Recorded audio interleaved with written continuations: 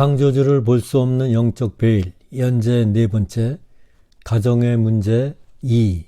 나는 한국에서 태어나 40 중반까지 한국에서 지내다 1998년 초에 가족과 함께 이곳 미국으로 이민을 왔다. 나의 삶을 돌이켜보면 어리석은 삶의 연속이었다. 나는 3대째 기독교 집안의 8남매 중에서 막내로 태어나 사랑을 많이 받으며 자랐다. 수줍음이 많은 내성적인 성격을 지니고 초, 중, 고 시절을 지나며 주일에는 교회에 출석하여 예배에 참석하였다. 절기마다 행사에 소극적이나마 참여했다. 유약해 보이면서도 내면의 강함을 지니고 있었고 성실하고 정직하였다. 고교 2학년 여름방학 때 5년간의 투병 끝에 어머니가 돌아가시고 새 어머니가 오시게 되면서 나의 쉼터여 보금자리인 가정은 자취를 감추고 허전하고 외로운 마음에 방황의 세월이 있었다. 깊고도 어두운 방황이었고 이러한 세월은 그때부터 지금까지 내 안에 남아 나를 다소간 간섭하고 있다. 그때부터 교회는 1년에 몇 번 정도 나아가는 것이 고작이었고 수년간 교회를 멀리한 시간도 있었다. 그 후 40여 년간 나를 위하여 가족을 위하여 세상의 것들에 마음을 빼앗긴 채로 죄와 더불어 살아갔다. 하나님을 등지고 세상을 향하는 나의 삶으로 영혼은 메말라 피폐하여지고 특히 이민 후에 고달프고 외로운 생활과 많은 것들을 잃어가며 삶에 대한 의욕과 소망 대신 절망과 슬픔과 어두움이 나의 마음을 덮어갔다. 우울증과 함께 오랜 세월을 걸쳐 지인들과 친지들로부터 멀어져 갔다. 그리고 한 집에서 사는 식구들과도 대화가 단절되어 가고 세상에 나만 홀로 외롭게 서 있는 지경에 이르게 되었다. 이렇게 지내는 가운데에도 하나님께서 언젠가는 나를 붙잡아 일으키시고 회복시켜 주실 것이라는 믿음이 있었기에 스스로 삶을 포기하지 않고 지내올 수 있었으며 이 무렵 홀로 집을 나와 길거리에 몸을 의탁하는 홈리스들과 스스로 목숨을 버리는 자들의 심정을 헤아리게 되었다. 한편 내가 이대로 삶을 마감하면 자녀들이 아빠를 떠올릴 때 아빠의 모습이 어떠한 모습일까를 생각하면 자녀들에게 너무나 미안한 마음이 들곤 하였다. 그리고 나만 믿고 이곳 미국까지 따라온 아내와는 사이가 나빠져 몇 달씩 대화 없이 지낼 때도 있었다. 이렇게 지내는 것보다는 차라리 헤어지는 것이 자녀들에게도 안 좋은 영향을 덜 끼칠 것이라는 생각을 수시로 하게 되었다. 아무도 알지 못하는 머나먼 곳으로 날아가 그곳이 어디가 되었든지 혼자서 살다 죽고 싶었다. 나와 내 가족만을 위한 삶에서 벗어나서 주님을 위하여 삶을 살아갈 기회는 이제 없는 것인가 하는 좌절이 나를 감싸곤 하였다. 무의미하게 살다가 사라지는 나의 모습이 왜 이리 초라한지. 이민 후에 요리사, 스몰 비즈니스, 재정, 보험 설계사, 수영장 청소, 창고 인벤토리, 부동산 중개인, 대형 트럭 운전, 덴탈랩 딜리버리와 테크니션 등 다양한 일을 하며 살아가게 되었다. 새로운 일을 할 때마다 익히는 것이 힘들었고 익히고 나면 얼마 못 가서 그만두곤 하였다. 이곳에서는 한국신문 미국판이 있어 가끔 마켓에서 사서 보는데 어느 날 신문에 수영장 청소권 판매라는 광고가 눈에 띄었다. 전화를 걸어 광고주를 만나보았다. 6개월 정도는 안 하던 일을 익히느라 힘이 들지만 고비를 잘 넘기면 경기에도 둔감하고 안정적인 수입을 올릴 수 있는 좋은 스몰 비즈니스라는 설명이 나의 마음을 끌었고 사람들과 접촉이 없이 혼자서 하는 일이라 더욱 마음이 끌렸다.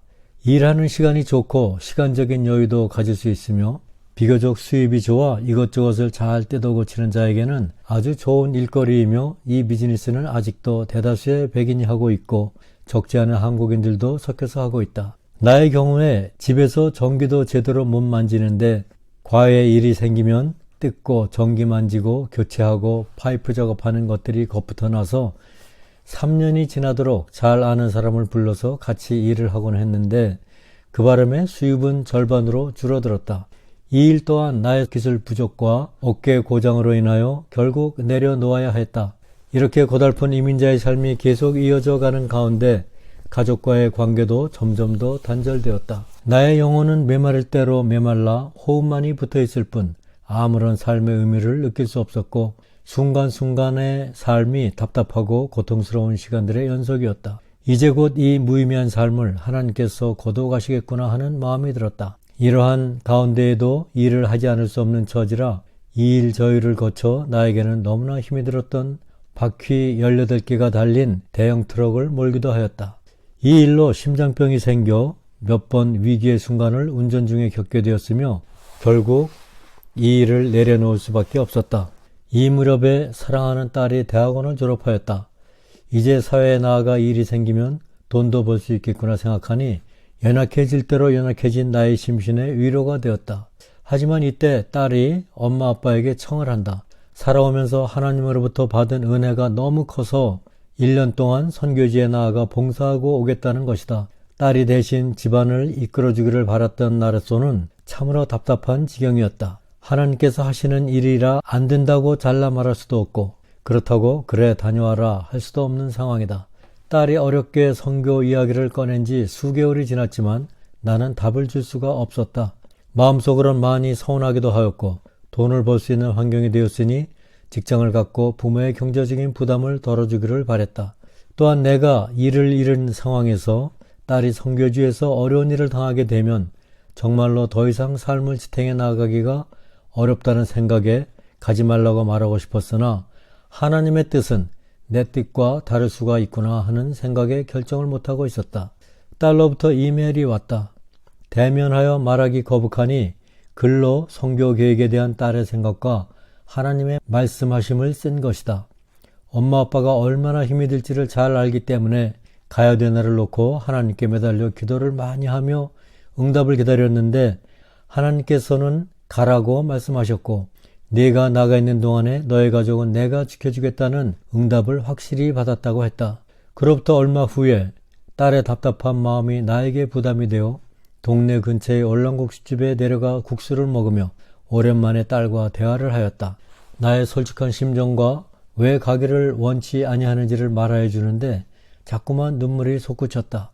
딸도 눈물을 자꾸만 흘려 서둘러 얼랑국수집을 나와서 집 근처 공원을 거닐며 이야기를 계속하였다.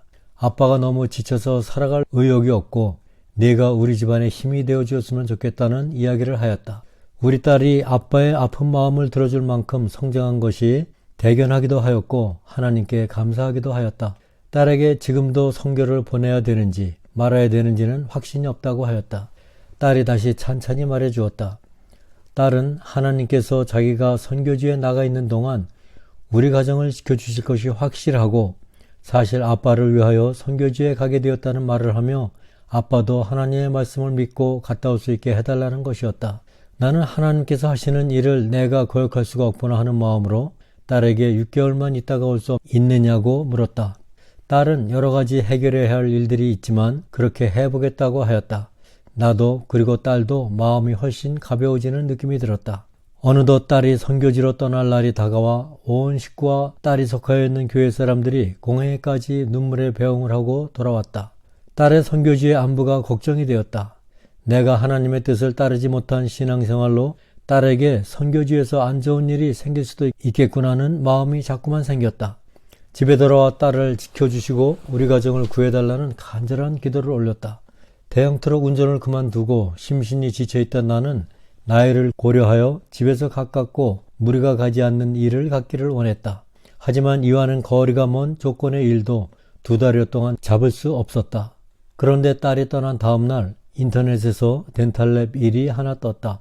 전화를 해보니 내가 할 수 있는 쉬운 일이었고 즉시 달려가 인터뷰를 하였는데 나이가 많아서인지 연락할 테니 집에서 기다리고 있으라 하였다. 이 일이 나의 일 같으니 꼭 나에게 주십사 하고 하나님께 기도를 하였다. 사장으로부터 내일부터 나와보라는 연락이 왔다. 마음이 가벼웠다. 내가 원하는 모든 조건을 다 갖춘 일이었다. 하나님께서 우리 가정을 책임져 주신다는 딸의 말이 떠올랐고 하나님께 감사의 기도를 올렸다. 나의 마음에 짙게 드리워 있던 먹구름은 열버져 갔다. 덴탈랩에서 일을 하던 중에 어느 날 갑자기 전에 경험하였던 심장의 이상이 찾아왔다. 피곤이 겹치고 일이 갑자기 밀려들어 며칠 과로를 하여서일까 금방 정신을 잃을 것 같았고 30분간 아무리 진정을 하려 해도 안 되어 사장한테 사정을 호소하고 마침 집에 있던 아들에게 전화를 하였다. 아빠가 몸이 안 좋아 운전을 할 수가 없으니 와서 데려가 달라고. 아파트 주차장에 와서도 어지러워 한참을 주저앉아 있다가 집에 들어가 휴식을 취하여 혈압을 재어보니 평소보다 40에서 60은 혈압이 떨어져 있었고 맥박은 110 정도를 오르내리며 맥이 뛰었다 말았다 하였다. 다음날 아침에 무보험 환자에게 잘 대해준다는 한인 의사를 찾았다. 진단 결과 부정맥 같은데 지금은 모든 게 정상이니 24시간 심전도 검사를 해보고 그래도 안 되면 3주간 심전도로 원인을 정확히 파악해야 처방을 할 수가 있다고 했다. 그 다음 날에도 이미 한 번 요동을 친 심장은 정상으로 움직이고 있어 정확한 원인을 찾지 못하고 다음으로 미루었다. 이 일을 겪고 나서 집에서 사랑하는 아내와 예배를 드리는 가운데 하나님께서 나를 더 이상 기다리지 못하시는구나 하는 마음이 들었다. 사실 그전에도 무의미하게 하루하루를 때우던 나를 하나님께서 병으로 빨리 데려가실지도 모른다는 생각이 들곤 했었다. 이 땅에서 남은 나의 삶이 더 이상 나의 것이 아닌 하나님의 것으로 사라지길 원하심이 강렬하게 느껴졌다. 딸이 선교지로 떠난 직후에 나와 아내는 새벽 집회, 주일 예배, 가정 예배를 드리기 시작하였다. 딸의 선교 기간 동안에 왠지 주님을 잘 섬겨야 한다는 마음이 들고 딸의 선교를 위하여 기도를 해야겠다는 마음에서였다. 딸이 떠난 후 맞이한 첫 토요일 새벽 기도 집회에 나아가 기도를 하는데 회개의 눈물이 앞을 가리어 기도가 잘 되어지지 않았다. 이날 새벽 집회 때 한없이 따스하고 부드러운 성령이 내게 임하셨다. 성령 하나님은 나를 안아주셨고 넓은 품으로 품어주시며 위로해 주셨다. 기도 대신 회개와 감사의 눈물을 닦는 것으로 그날의 기도를 대신하였다. 새벽 예배 후 밖으로 나왔는데 내 앞에 펼쳐진 세상은 다른 세상 같았다. 잿빛과 안개로 가득하던 세상이 환하게 밝아져 있는 것이다. 나의 마음은 가벼워졌고 주님의 생명수가 온몸 안에 흐르는 기쁨을 맛보며 감사의 찬양이 저절로 나왔다. 딸과의 신실한 약속을 지켜주심이 더욱 감사했다.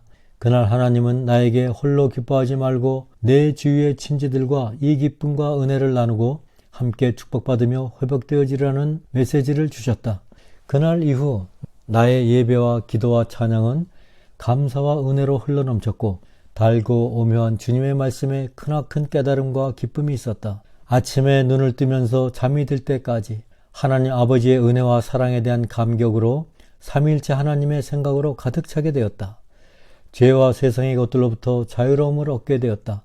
이 땅에 속하여 육체의 소욕을 따르던 나의 삶이 하늘에 속하여 사랑이신 하나님의 말씀과 예수 그리스도의 십자가 사랑과 부활에 감동 감화되어 성령의 인도하심에 따라 새로운 생명으로 거듭 태어났다.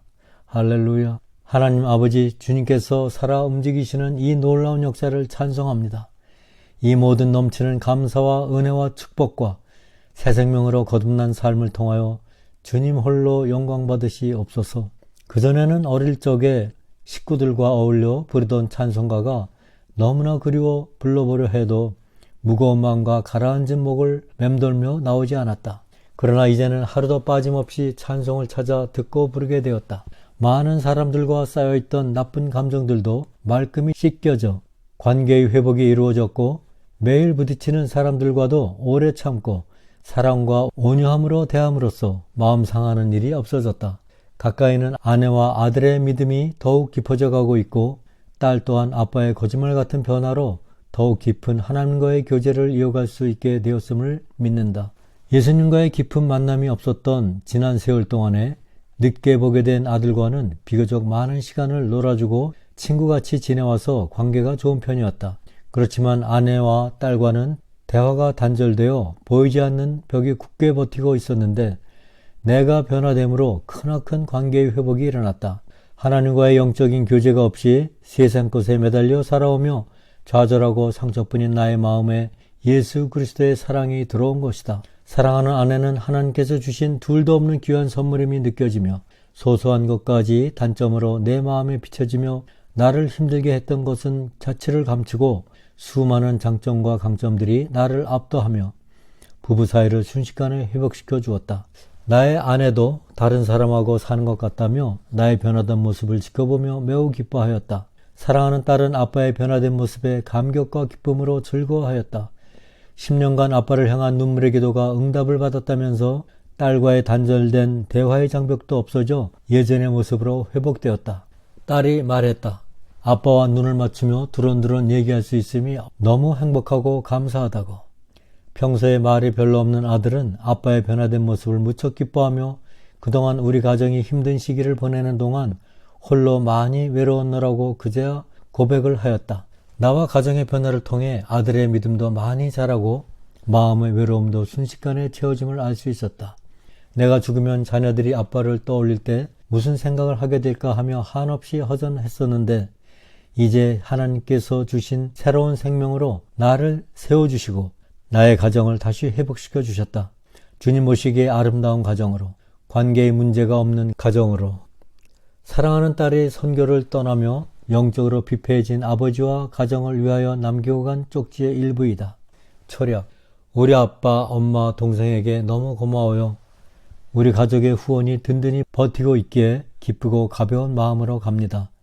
제가 그곳으로 가면서 가장 큰 기도 제목 중에 하나가 우리 가정 안에 예배가 회복되는 것입니다.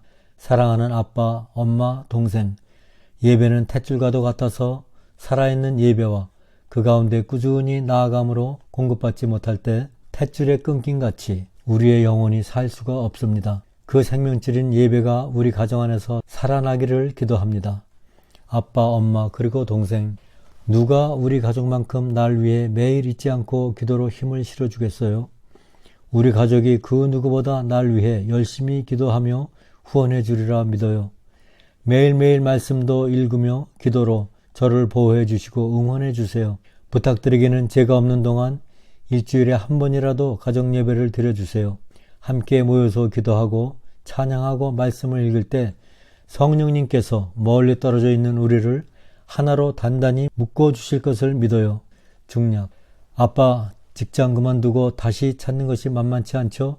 몸에 무리가 가지 않고 아빠가 즐겁게 하실 수 있는 일을 찾게 해달라고 기도하고 있어요. 아빠도 너무 염려 마시고 마음 편히 먹으시고 다른 어느 것보다도 물질을 두고 하나님께 의지하며 기도하실 수 있으면 좋겠어요. 하나님께서는 우리의 육적인 그리고 영적인 필요를 채워주시는 신실한 분이시니까요. 마태복음 6장 24절에서 34절 말씀. 아무도 두 주인을 섬길 수 없나니 이는 그가 이 주인을 미워하고 저 주인을 사랑하거나 혹은 이 주인을 떠받들고 저 주인을 업신여길 것이기 때문이라. 너희가 하나님과 만몬을 겸하여 섬길 수 없느니라. 그러므로 내가 너희에게 이르노니 너희 생명을 위해 무엇을 먹을까 혹은 무엇을 마실까 너희 몸을 위해 무엇을 입을까 염려하지 말라. 생명이 음식보다 소중하지 아니하며 몸이 옷보다 소중하지 아니하냐. 공중의 날짐승들을 보라. 그것들은 씨 뿌리지도 아니하고 거두지도 아니하며 곳간에 모아들이지도 아니하되 너희 하늘 아버지께서 그것들을 먹이시나니 너희는 그것들보다도 훨씬 더 낫지 아니하냐. 너희 중에 누가 염려함으로 자기 키에 1규빗을 더할 수 있겠느냐. 또 너희가 어찌 옷을 위해 염려하느냐. 들의 백합들이 어떻게 자라는지 깊이 생각해보라. 그것들은 수고도 아니하고 길쌈도 아니하느니라. 그러나 내가 너희에게 이르노니 자기의 모든 영광 중에 있던 솔로몬도 이것들 중 하나와 같이 차려입지 못하였느니라. 그러므로 오늘 있다가 내일 아궁이에 던져질 들풀도 하나님께서 이렇게 입히시거든. 오 너희 믿음이 적은 자들아, 하물며 너희는 더 잘 입히지 아니하시겠느냐. 그러므로 염려하여 이르기를 우리가 무엇을 먹을까, 우리가 무엇을 마실까, 우리가 무엇을 입을까 하지 말라. 이 모든 것은 이방인들이 구하나니 너희 하늘 아버지께서는 이 모든 것이 너희에게 필요한 줄 아시느니라. 오직 너희는 첫째로 하나님의 왕국과 그분의 의를 구하라. 그리하면 이 모든 것을 너희에게 더하시리라. 그러므로 내일을 염려하지 말라. 내일이 자기 것들을 염려할 것이요 그날의 악은 그날의 족하니라. 아빠가 무조건 건강하셨으면 좋겠어요. 몸도 마음도 건강하고 평안하시길 기도할게요. 사랑해요 아빠. 후략.